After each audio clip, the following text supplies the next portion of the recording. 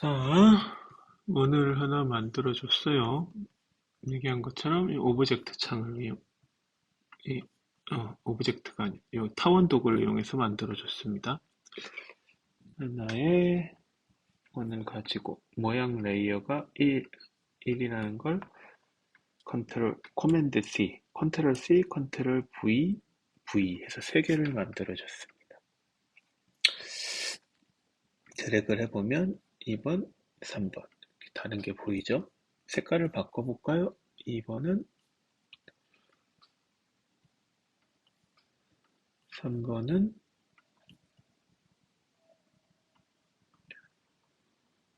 네, 세 개의 오브젝트가 있습니다. 자, 전 시간에 얘기하다만 변형, 5가지의 변형이 있죠. 중에 비율을 작업하게 되면 크기를 바꿔줄 수도 있고, 그리고 동영상이 됐던 이런 오브젝트가 됐던 언제든 그 오브젝트를 선택한 상태에서 드래그를 하면 이렇게 마스크 모양을 선택하고 드래그를 하게 되면 이렇게 하면 반달 모양, 이 마스크를 반전시키면 좀 이상하지만 반달 모양을 만들 수가 있겠죠. 여기서 모양을 만드냐 마스크로 만드냐 선택해 줄 수가 있습니다. 동영상이 됐던 이미지가 됐던 오브젝트가 됐던 마스크를 선택하고 드래그를 하게 되면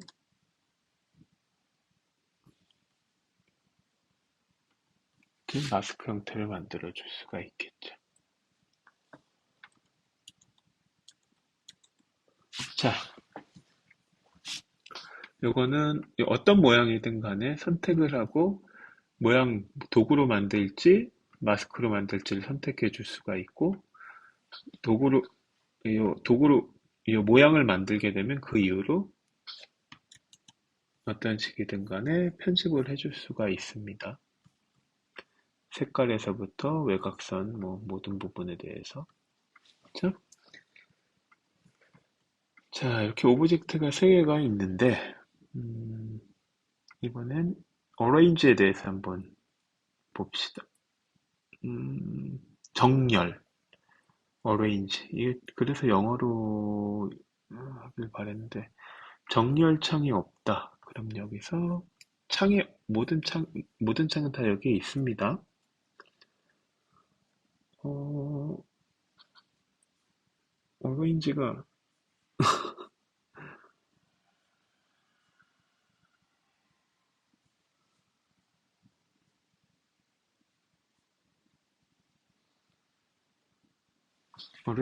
한국어는 뭐죠?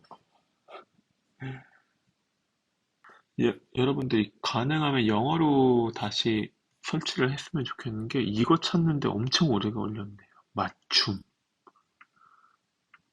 와. 온라인에, 온라인에 익숙해서 온라인을 찾는데 그럼 한글이 뭘까? 정렬. 정렬 찾는데 이 창에 다 있다고 아까 말씀드렸잖아요. 못 찾았어요, 계속. 와, 이거 찾는데 오래 걸리네. 가능하면 나중에 다른 프로그램에 익숙해지기 위해서라도 영어로 작업 설치를 다시 하시기 바랍니다. 자, 아무튼 맞춤. 요 3가지 오브젝트를 정렬을 시키고 싶어. 온라인 맞춤이라는 창을 맞춤이라는 창을 열고 맨 왼쪽 맞춤 하면 맨 왼쪽에 있는 걸 기준으로 왼쪽에 맞춰지겠죠. 요거는 중앙 정렬. 자, 다시 이렇게 됐을 때 새 오브젝트를 선택하고 중앙하면 중앙 정렬. 그렇죠? 다른 패널들 일단은 닫을게요. 필요 없는 것들 닫겠습니다.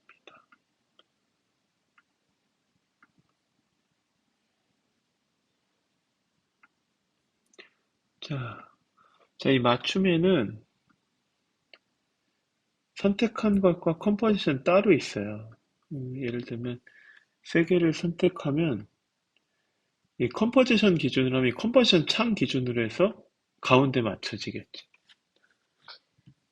무슨 뜻이냐면 서로가 달리 있을 때 전체를 선택하고 컴포지션이 아니라 선택으로 하게 되면 선택된 것들의 평균의 가운데로 중심 가게 되겠죠. 컴포지션으로 바꾸면 컴포지션의 가운데 지점에 떨어지겠죠. 두 가지가 있습니다. 또 위아래로도 맞출 수 있겠네요. 가운데로 맞추고 위로 맞추니까 세 개가 합쳐지네요. 그쵸? 이 정렬은 뭐 익숙해질 수 있게 많이 가지고 놀아보세요. 세 개를 작업하고 컴포지션이 아니라 선택해서 가운데로 맞추고. 이 밑에 레이어 분포는 뭘까요? 네, 뭐냐면 지금 치우쳐져 있죠? 간격을 맞춰주는 거죠. 그렇죠? 그리고 컴포지션 기준으로 왼쪽 끝에 맞춰줄 수 있겠네요. 그렇죠? 자, 이렇게 세 개의 오브젝트의 정렬을 온라인 맞춤을 해봤습니다. 자, 오늘은 여기서 키프레임까지 여러분들한테 설명을 하려고 해요. 이렇게 세 가지가 있죠. 자, 0에서부터 한 2초 정도 후부터 움직이기 시작하게 만들려면 이 커런트 지시자, 타임 지시자를 2초로 옮겨준 상태에서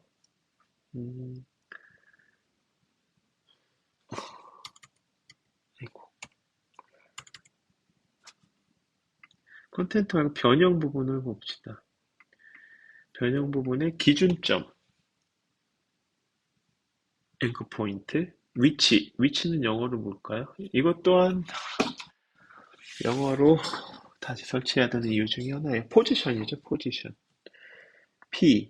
비율은 스케일, S, 회전은 로테이션, R, 물투명도는 오퍼서티, P를 씁니다. 왜 그걸 얘기한 거냐면, 선택한 상태에서 P를 누르면 포지션, 위치, 누르면 들어가고, 불투명도는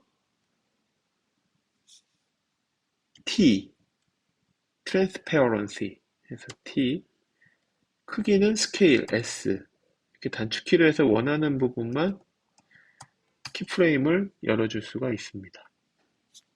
우리가 할 거는 포지션 값이 되겠죠? 포지션 값. 맨 위에 요 오브젝트의 포지션 값을 2초에서 각인을 시켜봅시다. 그걸 키프레임이라고 해요. 키프레임은 아직 설치할 수가 없는데 요 스톱워치 모양을 누르면 키프레임이 시작됩니다. 그럼 키프레임이 생성이 되죠. 2초부터 한 6초, 한 7초까지 2초부터 2, 3, 4, 5, 6, 7까지 얘가 움직일 수 있게 바꿔줄 수 있겠죠. 자, 여기서 Shift를 누르면 오른쪽으로 직선으로 쭉 갈 수가 있겠죠. 그러면 키프레임이 자동으로 생성이 돼요. 2초일 때는 154.190 XY 좌표가 여기에서 다음 키프레임, 이 키프레임일 땐 1457, 190. 190은 변화가 없죠. Y 값은 변화가 없죠. X 값만 변화가 있는 거죠. 이렇게. 그쵸? 이게 제일 기본적인 키프레임 운용 방식입니다.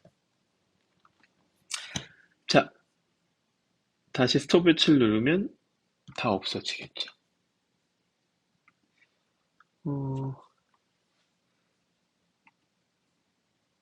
자, 세 개를 다 한꺼번에 한번 만들어 봅시다.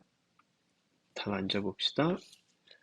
P, 포지션 값을 2초에다 잡아주고 2초에 요 위치 그리고 7초쯤 갔을 때는 쉬프트를 누르고 들어가면 쉬프트를 누르고 들어가면 이렇게 움직일 수가 있겠죠. 자, 이렇게 오른쪽으로 움직이는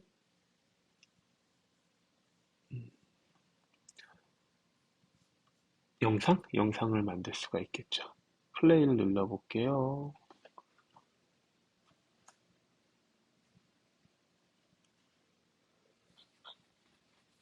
이렇게 만들어줄 수가 있겠죠.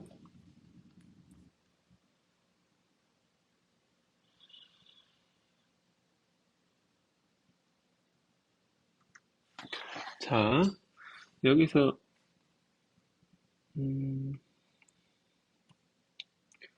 키프레임 조정은 이렇게 하면 좀 더 빨리 움직일 수 있겠죠. 3초부터 7초까지의 이 키프레임의 거리를 좁히면 좀 더 빠르겠죠.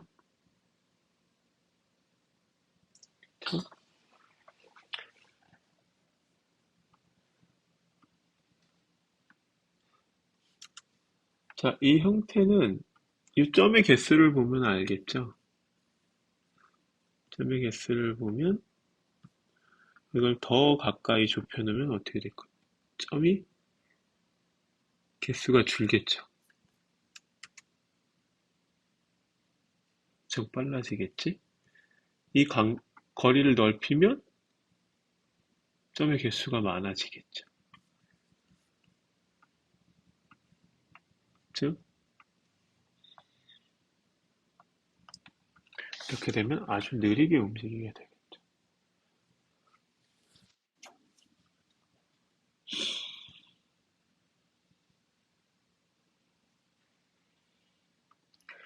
자, 다시 한번 자세히 봅시다. 맨 위에 거는 자, 이 점이라는 게 속도이기도 해요.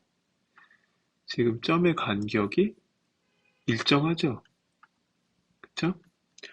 지금 세 개가 다 속도가 같아요. 그쵸? 키프레임마다 특성을 줄 수가 있어요. 키프레임을 선택하고, 그쵸? 오른쪽 마우스를 클릭하면 키프레임 어시스턴트가 있어요. 여기서 천천히 나가기. 그리고 마지막은 천천히 들어오기. 이렇게 한번 해볼까요? 어떤 변화가 있나 한번 봅시다.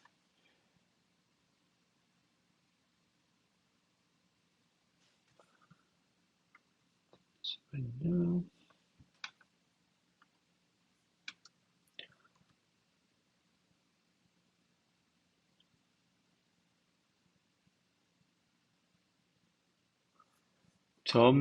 이 보라색 공을 보면 혼자 점점 빨라지고 마지막에 점점 느려지는 모습을 볼 수 있어요. 맨 위에 연두색 공 같은 경우는 일정한 속도로 움직이고 있죠.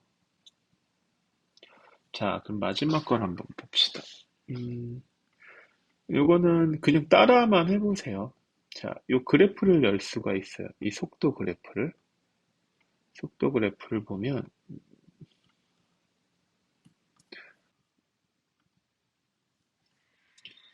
자, 다시 자, 지금 방금 본 여기서 어떤 걸 볼지 선택해 줄 수가 있어요. 여러분들이 값 그래프로 되어 있을 거예요. X축과 Y축. Y축은 그대로고 X축이 점점점 바뀐다. 그쵸? 그래서 이걸 보지 말고 속력 그래프를 봅시다. 자, 요 색깔, 요 연두색의 원은 속도가 처음부터 끝까지 일정해요. 무중력 상태에서 움직임처럼 보이죠? 두 번째는, 아까 바꿔줬죠? 점점 빨라졌다가 속도 점점 느려지게 바뀌었어요. 그쵸? 마지막 건 더 극적으로 만들어 봅시다. 이건 여러분들 한번 시도해 보세요. 속도를 처음에는 0이었다가 마지막도 0이 되게 만들어주는 거죠. 그쵸? 근데 이 그래프를 0에서부터 점점 빨라지는 형태를 드래그해서 점점 빨라지게, 그리고 마지막 부분도 점점 느려지게 산 모양으로 만들어줬어요. 그러면 요 이미지를 보게 되면 점이 점점 느려졌다가 빨라졌다가 느려지는 걸 볼 수 있죠. 그쵸? 얘도 느려졌다가 빨라지긴 하지만 그 변화가 급격하진 않아요. 얘는 일부러 더 급격하게 지금 만들어줬어요. 맨 위에 얘는 그냥 무중력 상태의 움직임 그대로 만들어줬죠. 봅시다. 어떻게 움직이나?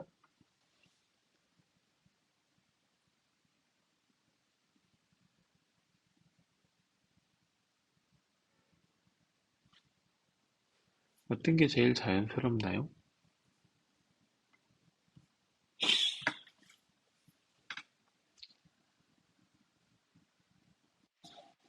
아무튼 맨 위에 요 움직임은 자연상에 없는 움직임이죠. 우주 공간이나 뭐 그런 공간일 때나 보여지는 움직임일 거예요. 자, 느리니까 더 안 보이는 것 같다. 그쵸? 좀 빠르게 들어봅시다. 워크 에어리어. 이게 워크 에어리어예요. 워크 에어를 바꾸는 방법은 이렇게 드래그해서 워크 에어를 작업 영역을 지정해 주는 방법도 있지만 타임 지시자를 놓고 B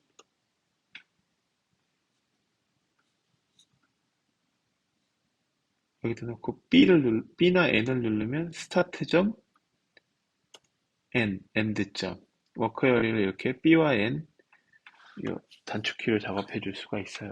자, 워크 에어리를 이렇게 지정해 준 다음에는 미리 보기에서 램프 리뷰를 해볼 수 있겠죠. 이렇게 워크 에어리만 보이게. 자, 세 개의 움직임을 잘 관찰하고 여러분들이 방금 시연한 걸 여러 번 반복을 해보세요. 그럼 움직임을 어떻게 만드는 게 좋을지, 이게 어떻게 보면 애프터 이펙트 키프레임의 전부기도 해요. 키를 어떻게 가지고 노느냐, 어떻게 자연스럽게 속도를 조절할 수 있느냐가 여러분들이 꼭 익숙해져야 되는 능력이랍니다.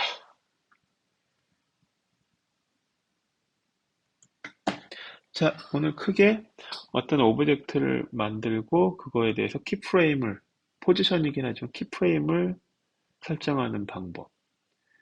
또 하나는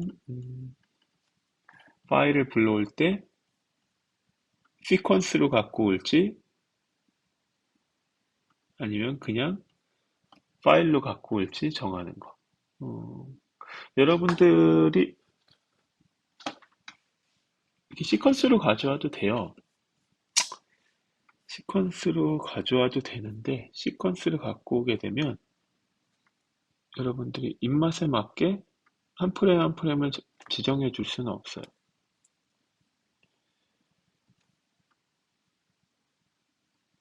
전체적으로 만들어진 속도를 볼 수가 있겠죠.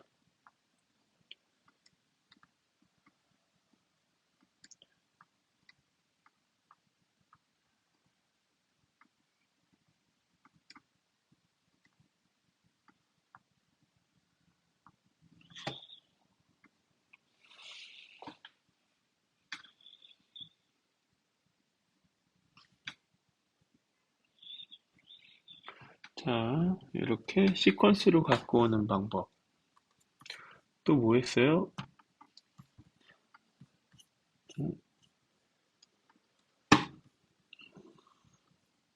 이렇게 선택을 해서 컴포지션으로 갖고 오는 방법이 있죠. 이렇게 선택을 컴포지션을 갖고 오게 되면 이렇게 하나의 컴포지션으로 만들고 한 장 한 장이 3프레임 그리고 시퀀스 레이어, 시퀀스는 나열되는 레이어로 갖고 온다는 뜻이겠죠. 확인하면 이렇게 단일한 컴포지션이 만들어지죠. 지금 이렇게 되면 컴포지션이 엄청 복잡하죠? 네, 프로젝트 창이 엄청 복잡하죠? 소스들을 잡아서 이 안에 넣어줘야 되겠네요. 그리고 항상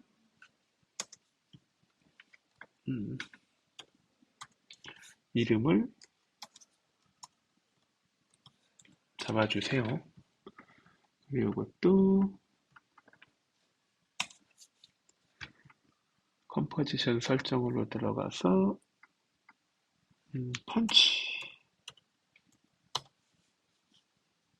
펀치라는 이름의 애니메이션이 만들어지게. 이 테스트에 뭐 펀치를 갖고 올 수도 있겠죠, 이렇게.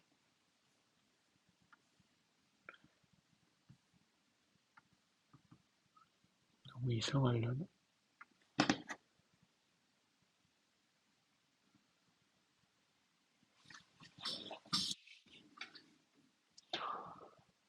자, 이렇게 시퀀스로 갖고 오는 방법.